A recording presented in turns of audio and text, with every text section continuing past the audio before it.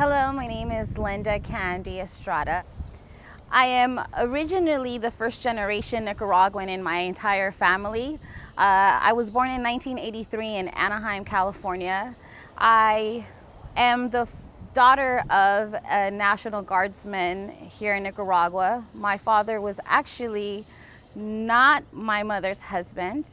And when the Somoza regimen was overthrown by the Sandinistas, my mother was captured. For 6 months, she was imprisoned in the worst jail in Nicaragua called La Modelo. She was then released after they realized that she wasn't my father's wife. And she was then eligible for political asylum. And there I came about in Southern California in 1983. After that, I came when I was 26 years old, just to figure out and explore Nicaragua for myself. And I ended up here where we are today in San Juan del Sur, Nicaragua. I came in the month of April. April 5th through April 11th is what they call Semana Santa here, which is equivalent to a spring break party. I met my son's father here, and 30 days later, I had a 30-day marriage. Shortly after that, I petitioned him to be able to go back to the US because he was born here and was out of a student visa. Before that went about, I ended up finding out who I had really married was not somebody that I probably should have married, but it was too late. The US Embassy accepted his petition and off he went to the United States.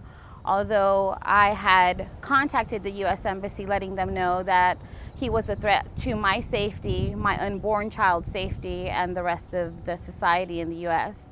Their answer to me was, Ms. Estrada, once somebody gets a green card, it's very hard for them to take it away.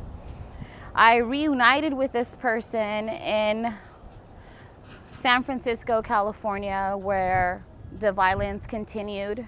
And when I decided to call it quits, he decided to basically go to another county and say that my child was out of the country because I had allowed him through the hearings, through the custody hearings and the divorce, to travel with my 70-year-old mother to Nicaragua. At that point, my custody was changed, and the orders were for my mother to drop off my 5-year-old son to the US Embassy so that his abusive father could pick him up there. And that's when I decided to leave. I left Alameda County in Northern California, not knowing if I was gonna ever be able to come back. All I wanted to do was be with my son Malachi. When I got here to Nicaragua, the first thing that the National Nicaraguan Police did was to identify who my child's father was. He is somebody that had been physical with the female police, which was all documented. I have 13 police records of domestic disputes and violence in San Francisco and 2 other counties. I had told this to my judge, I had told this to my attorney, and I had told this to the district attorney, all which none helped. No one really paid attention. No one really dug to see what my story was, why I had fled to Nicaragua. And it was a very terrible situation for me. As of now, I, who have had custody of my child his entire life, am not allowed to go back to the US because I have kidnapping charges of my own child in the US.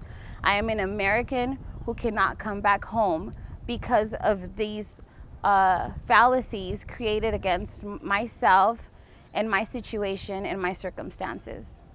When I got to Nicaragua, his father was in the country shortly after and was trying to take my child away from me. I then was able to nationalize my son because I am also a dual citizen of this country because I am the daughter of 2 Nicaraguan national-born people. And this regimen was able to assist me and protect me, what the US did not do for me or my child. and made sure that I was going to stay with my son Malachi. Shortly after I arrived to Nicaragua, when they had changed the custody while my child was here on vacation with my mother, his father soon entered the country and was here for over 40 days chasing us around this country, came here to San Juan del Sur. This is such a close community that the actual person that works at the place where he was staking us out at let me know, Candy, this person is looking for you. So therefore I was able to go to a safer place until I was able to nationalize my son, for that the Nicaraguan laws to be able to protect him.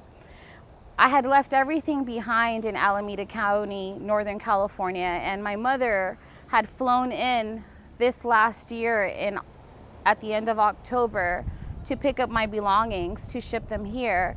And because he had enough money to hire the proper attorneys, my mother was issued a warrant for her arrest and was incarcerated for 70 days. My 70-year-old mother, who has nothing to do with this situation, she has never been an involved party, was transported from the Linwood's Women Facility to Redwood City's Women Correctional Facility, did 70 days in jail because the father was able to afford the right type of attorney to represent him in family law.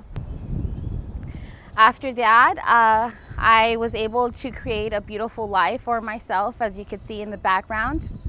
I currently am a realtor here in San Juan del Sur.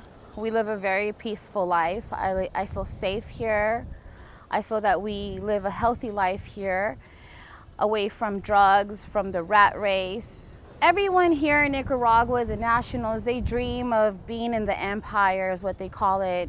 They dream about making dollars and living in a home. And for me, it was a very different story. I was raised in a cookie cutter home. I had a great education. However, when I would walk my child to school every morning, I would have to cover his eyes from people injecting heroin on the BART trains to San Francisco. And as I walked to the law firm where I worked, I would have to watch my step because of the human feces due to the serious homelessness in San Francisco. I don't see that here in Nicaragua, and although April 19th of 2019 was a very terrible year for the Nicaraguan people, I was fighting my own battles with the broken law system in the US, where they were trying to strip me away from my child without really doing their due diligence and to see what and who the backstory was. And that's something that I will forever be grateful for this country, is to provide safety and assure me that no one was going to strip me from my child. What I have found living here in San Juan del Sur, meeting other expats, having mutual friends here, it's a place where people want to have peace, where they might want to forget about a lot of things in their past life, and people come together with a lot more empathy than what you would find in the US. That is my opinion. A very close-knit community that looks after each other, looks after their own locals, the nationals, and welcomes everybody here open-armed. I feel that it's just a beautiful place to live. It's peaceful, and I would recommend anybody to come here to San Juan del Sur and visit and see that for themselves.